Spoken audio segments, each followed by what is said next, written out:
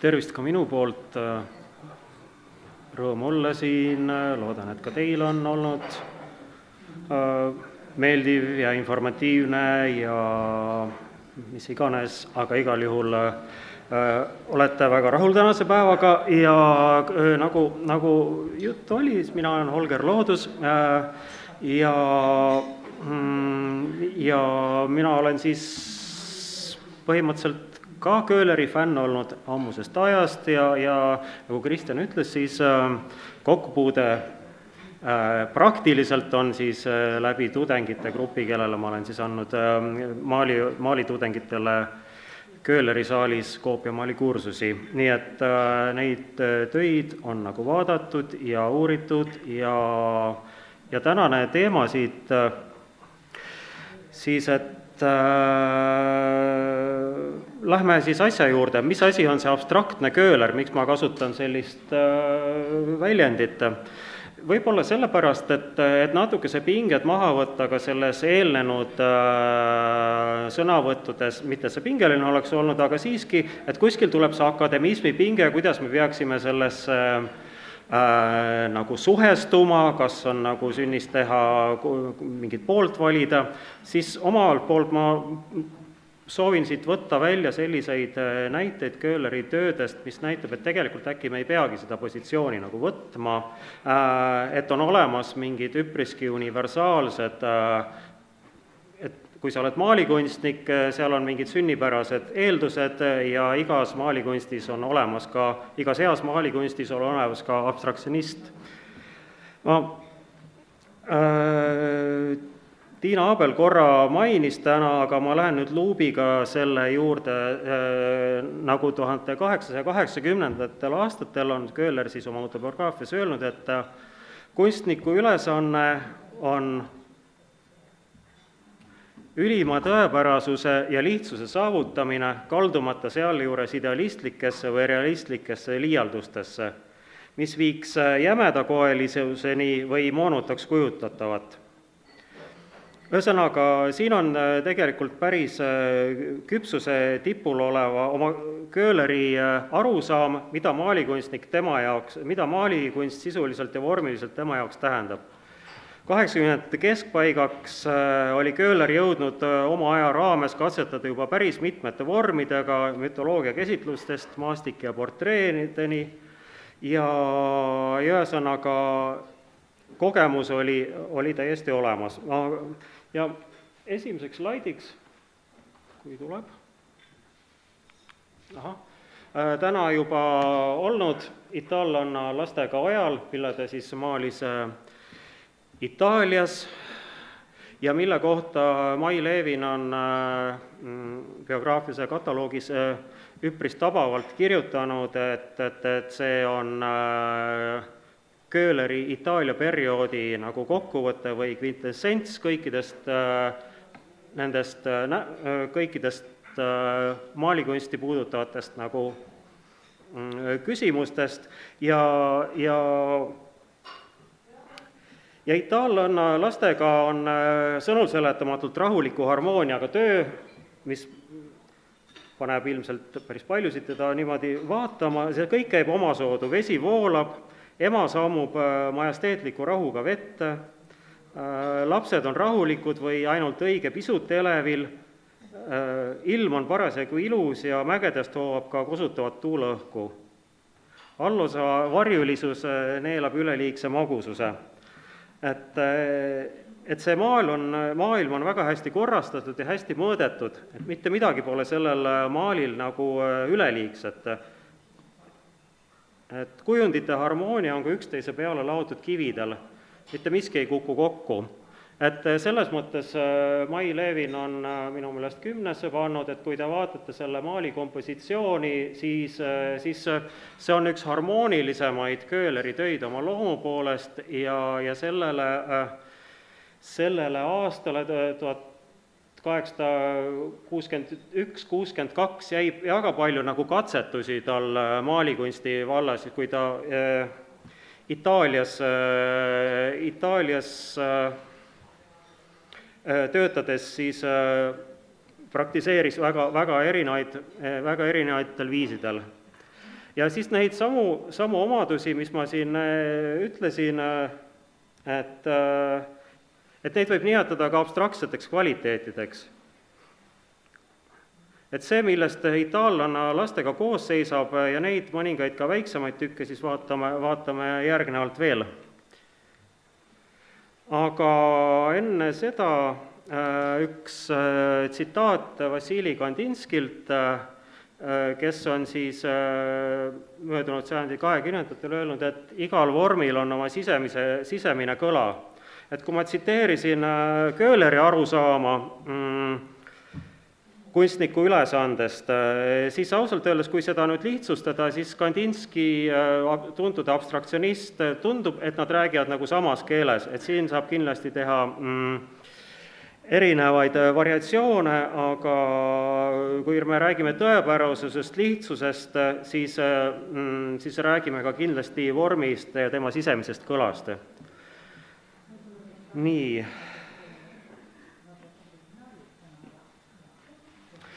Ja siis Pariisis 1959. aasta algus hakkas Köhler käima kellegi Luigi nimelise väidetavalt teeröövli kostüümiklassis, kus mitmed tollased kunstnikud akvarelle maalimas käisid. Et sessioonid modellidega olid umbes 2-tunnised, selles mõttes nokitsemiseks väga aega ei jäänud, aga lihtsama akvarelli jaoks oli see aeg tihti piisav. Ja siis Itaalia neiu rahvariides on töö, mille peegeldusi võib tema itaallanna lastega maalil näha. Et ilmselt ei ole see töö, see akvarell, mitte originaalkompositsioon, vaid siis akvarelli klassis ette pandud figuur. Ja see tähendas ühte, et Köhler, kelle jaoks kompositsioon oli väga oluline, sai selliste nende akvarelliklasside tööde juures keskenduda millelegi muule, mitte nagu ise panna seda kompositsiooni kokku, vaid läheneda nagu vormile hoopis teise pilguga. Siin on näha, kuidas ta komponeerimisest vabastatuna näeme, kuidas ta on pööranud nagu soenguvormile, on pööranud tähelepanu sellele monoliitsele volangidega seelikule ja see kõik kokkuvõttes on üpriski minimalistlik kompositsioon, kui võrrelda teiste klassikalise akadeemilise kompositsiooni reeglistiku alusel maalidega. Ja kui siit edasi minna, siis samas kostüümiklassis ilmselt on valminud ka töö nimega, mida on nimetatud siis Nunn raamatuga ja selles jääb alles peaaegu ainult struktuur, et nunna ja raamatu vaheline telg ning 3 üksteise taha asetatud vormi, põll, seelik ja siis selle taga olev massiivne vari, kui te vaatate seda, siis see ülesehitus on Köhleri loomingus üpriski erakordne ja kompositsiooniliselt võib isegi, kui me teeme nüüd väga suure hüppe 20. sajandis, isegi Mark Rothko värviväljamaalidega, kui me võtame selle väga väikese figuraalselt mõjuva osa sealt ülevalt ära ja vaatame neid tahukaid, mis tekib, siis Köhler on jõudnud mingi väga kummalise hetke, kus ei akadeemistliku õpetuse reeglid on kuidagi nagu kaotanud oma mõju või tahaplaanile jäänud. Ta on näinud mingit vormi põhiolemust. Ja siit tagasi siis Itaalias alustatud kostüümi, natuke see võib olla veel.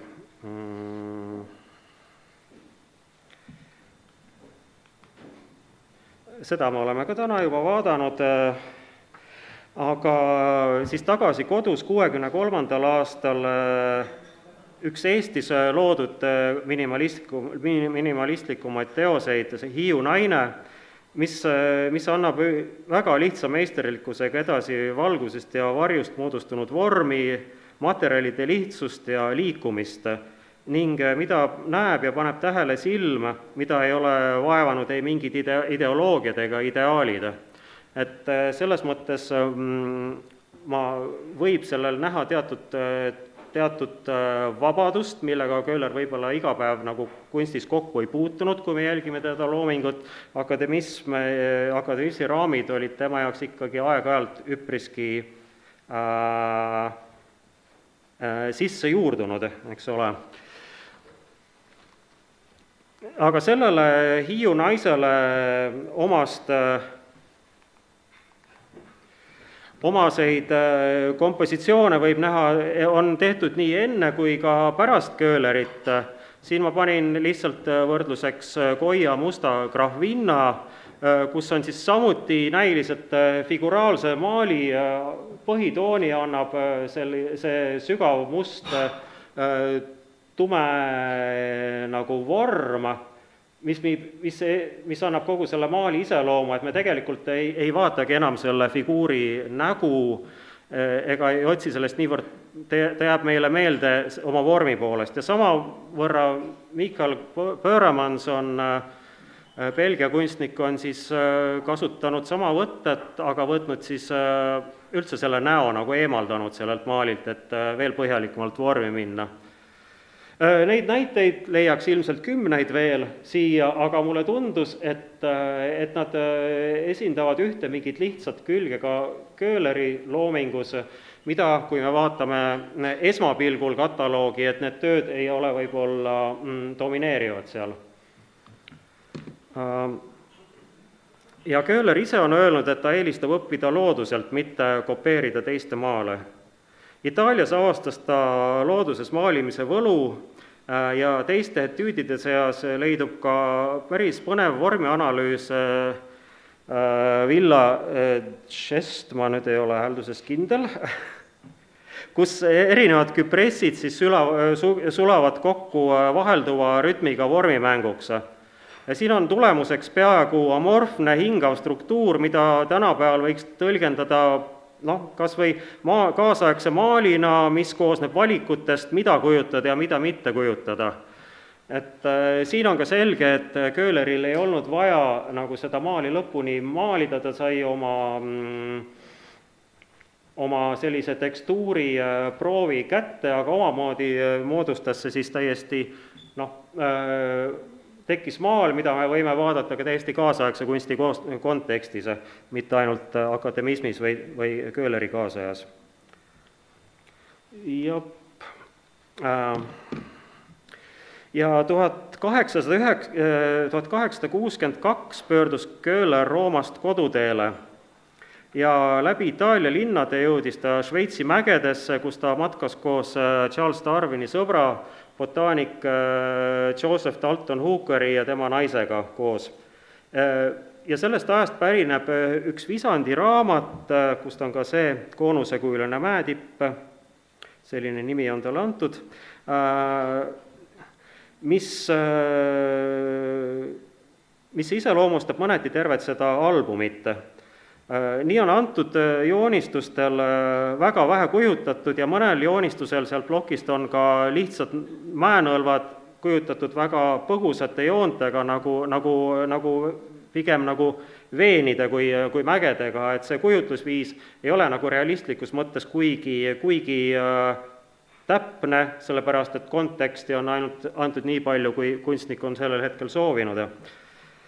Ja see joonistuste seeria ütleks, et ongi kõige minimalistlikum osa võib-olla tema loomingust ja mulle endale tundub, kui ma loen seda kirjeldust, kuidas Mai Levini biograafias siis, et koos Joseph Hookeriga ja kohati teise seltskonnaga seal Šveitsi mägedes liikudes vaimustus ta pidevalt, ta oli pidevas protsessis joonistada, teha akvarelle, visandeid ja ilmselgelt, kui vaadata nende tööde lihtsalt, et ta lihtsalt tunnetas ühel hetkel, ma lihtsalt kunstnikuna natuke spekuleerin siin, et ta ei suudagi seda tegelikult objektiivselt edasi anda, seda tunnetust, mis tema sisse nagu tekib ja ma kuidagi täiesti, kui te vaatate need, seal Köhleri kataloogis väikeste pildikestena on need olemas, see seeria ka, et joonistub väga huvitav peatükk nendest joonistustest ja hiljem siis Eestisse tagasi jõudnuna on ta kasutanud ka sellist üpriski lihtsustatud kompositsiooni, see kompositsioon ütleks, et siis allutab pildi sisu, jättes kujutatava peamiselt nende dünaamiliste mahtude rolli. Ühesõnaga, et kui me vaatame seda niimoodi väga kiire pilguga, näeme suhteliselt abstraktset kompositsiooni ja alles edasisel vaatamisel hakkame tuvastama siit nagu varemeid, mäenõlva, et mis siin nagu reaalselt kujutatud on. Tundub, et need rõhud, mida kunstnik on siin andnud, see diagonaaljoon ja üks selline tugeva maht, siis selle mass nende varemete näol on kõik, mida ta on tahtnud lihtsustatult edasi anda, et siin ongi osutunud hetkel tarbetuks nagu tervikmaali tegemine. Et ja hilisemast ajast samuti tema joonistuste seast rukkihakk põllul, et kui uurida tema lihtsamaid joonistusi, siis me näeme nagu teist Köhlerit, kes on kuidagi nagu vaba mingisugusest otsustamisest või kuidagi stiliseeringutest, ütleme, et need on tööd, mida tõenäoliselt iga kunstnik, olgu elanud kas 14. või 16. või 21. sajandil tegelikult joonistaks nagu suhteliselt sarnaselt. Nii, ja siis üks selline, siin on veel üks etüüd, Grimmis maalitud väike abstraktne vidin, võiks öelda, mille leiate Grimmi, see on üks väike detail, mida Köhler on lahti joonistanud siin sellel joonistusel, aga kui te vaatate seda Grimmi maastikku originaalmaali, siis praktiliselt esimese vaatamisega seda detaili üles ei leiagi. See on väga hästi varjatud pildi all paremas osas, parem on vaadata originaali, sest reproduktsioon seda edasi ei annakski, aga siin on näha, et Köhler on pidanud vajalikuks või on suunanud oma tähelepanu ühele väga huvitavale harmoonilise objektile selles teoses. Aga enne Itaaliasse jõudmist maalis Köhler Pariisis oma nägemise Galileo Galileist, ka see parempoolne slaid käisid täna läbi. Ja siin on nüüd huvitav jälgida seda, mida Köhler nagu ütles, kuidas ta oma selle perioodi 60, 50, 60, võib-olla 70 algusegi oma kaaskunstnikke hindas. Sellel eskiisil on ta endale lubanud sellist üpriski ekspressiivset joont, mida on väga mitmetest pindadest näha siin, ei ole väga põhjalikult neid viimistletud ja ausalt öeldes maal on üpriski dünaamiline. Aga Köhler ise oli väga kriitiline maalijate suhtes, kelle väljendusrikkad pintslitõmbed motiivilt tähelepanu eemale tõmbasid. Kunstivaidlustes eelistas ajaloomaalis kõrget stiili ja samuti peensusteni viimistletud ilma virtuooslike pintslitõmmeteta maalilaadi. Ja Köhleri uurija Hilja Läti on öelnud, et efekti taotlus või õõnestunnete paisutamine on Köhlerile võõras, takt ja mõõdutunne ta loomingule üldjoontes ikka omane. Ja siin võibki võib-olla selle mingi mõttelise joone nende kahe töö vahele tõmmata, kus üks on Köhler, kes ei mõtle liialt palju, mõtleb kiirelt ja kannab selle kujutise kiirelt nagu lõuendile ja teine on oma erinevate vaadetega seotud kunstnik, kes on ühel hetkel manifesteerinud, et siis tema ainuõige viis kujutist edasi anda on siis väga põhjaliku viimistluse läbi. Ja siin võib veel teise äärmusesse minna, kui vaadata, et loomulikult ei ole selle Galileo eskiis sellise abstraktsusastmega nagu Frank Auerbachi töö üle 100 aasta hiljem, aga siit on aru saada nende mõlemi kompositsiooni algelement, mida kunstnik nagu silmaga nagu pealiskaudsel väga kiire pilguga vaadates nagu tunnetab. Et võib ka öelda, et see Auerbachi töö on siis samas ka selle viimistletud Galilei töö abstraktsiooniks päris täpselt. Ja 1963. aastal Eestis olles tagasi maalib ta Kettraja. Selle teose visand on voolava joonega kange materjali edastamisele orienteeritud.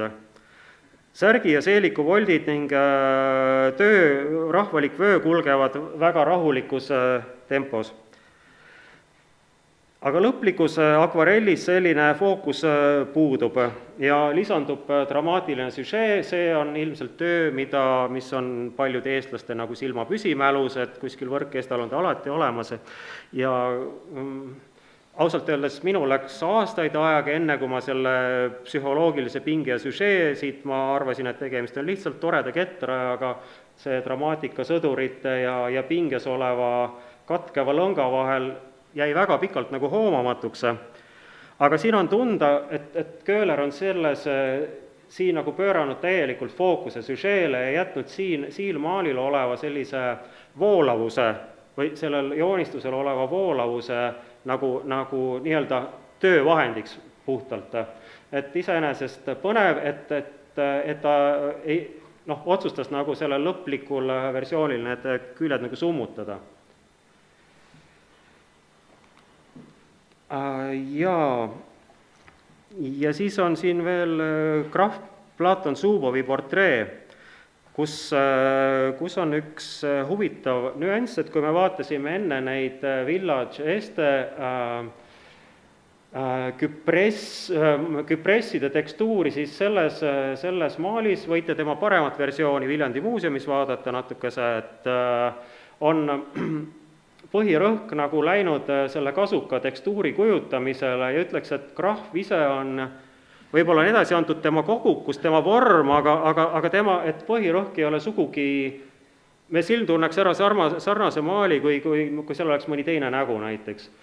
Ja sarnasest, kui ma siin panin juba mõningaid võrdlusi, on mõni aastakümmet hiljem siis Andersoni autoportree Kasukas, mis tegelikult annab nagu vägagi sarnase tulemuse nii kehakogust, massist, materjali tunnetusest.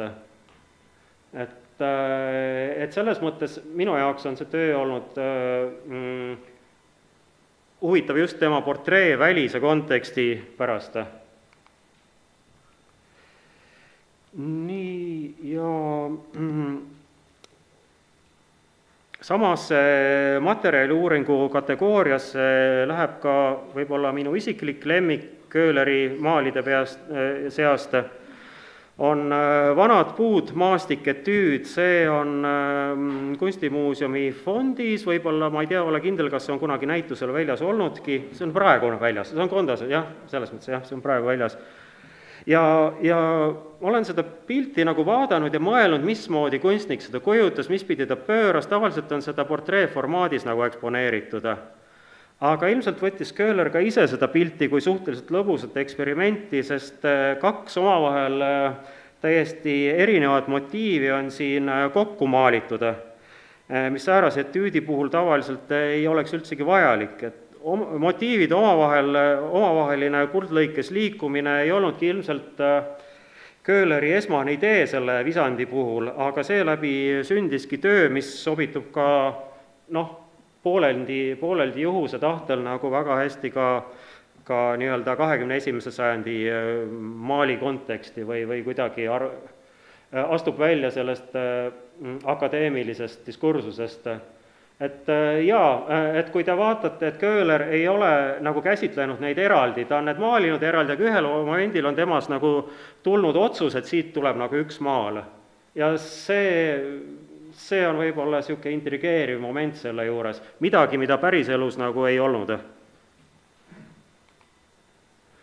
Ja täna on kirgi kütnud siin Lorelei needmine munkade poolt, mis kindlasti mõjub teistsugusena, ja siin on tunda ka ajastu survet, et rahvusromantilised teemad tõusevad jõuliselt esile ning Köhler mõnevõrra liigub eemale oma varasemast selgusest ja tasakaalust.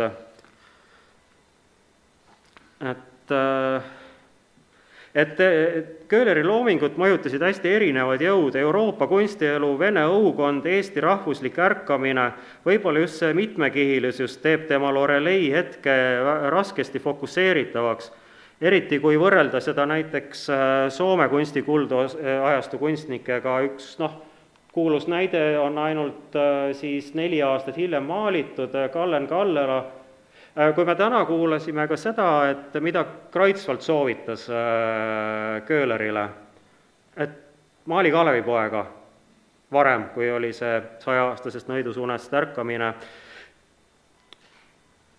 ilmselt oli seal mingi psühholoogiline barjäär, et Köhler ei võtnud seda mõtet omaks ja otsustas mingisugusel hetkel pöörduda tagasi selliste akadeemiliste väärtuste juurde, mis tema jaoks nagu ikkagi kunsti väga selgelt defineerisid ja samal ajal võib-olla teadlikult ignoreerides siis nagu uusi peale tulevaid suundi, et ma usun, et see mingi sisemine konflikt selles töös ongi, see on kuidagi selgesti tunnetatavat, kunstiajaloolased on seda tunnetanud ja minu meelest kandub see ka esmasel vaatamisel päris hästi siis välja sellest tööst. Nii, aga ega mu see jutt siin väga pikalt ei kesta enam, et mõtlesin, et panen siia lõpuks sellise optimistliku noodi ja pöördun tagasi Köhleri õpingute aega Peterburis. Et sellest ajast leiab tema ühe võib-olla kõige mängulisema, rõõmsama ajaloolise kompositsiooni Taavet ja Saul, mis on siis Peterburi õpingute kuskil lõpupoole tehtud, et selle maali abstraktsus näib peituvat selle sillerdavas olemuses ja musikaalsuses. Kuigi konstrueeritud rangeimate Peterburi reeglite järgi mõjub see just nüüd ja praegu värske ja nooruslikuna oma ajast justkui väljaspool olevana. Et siin see musikaalsus peegeldub terves selles kompositsioonis, ma ütleks, et kindlasti harf annab siin ühe sellise aktsendi, mis paneb selle lendama, aga siia kõrvale ma usun, et Vassili Kandinski, kui ta tegi oma kompositsiooni 10, mitu aastakümmet hiljem võimalik, ma ei ole kindel, aga pakun, et võib-olla jättis just Köhleri Taavet ja Saul tema mällu mingisuguse väga selge kujutise, mille järgi ta siis selle kompositsiooni, seal on väga palju sarnaseid omadusi, minu meelest saate ise otsustada, et väga palju sarnaseid hetki. Jah, ja siis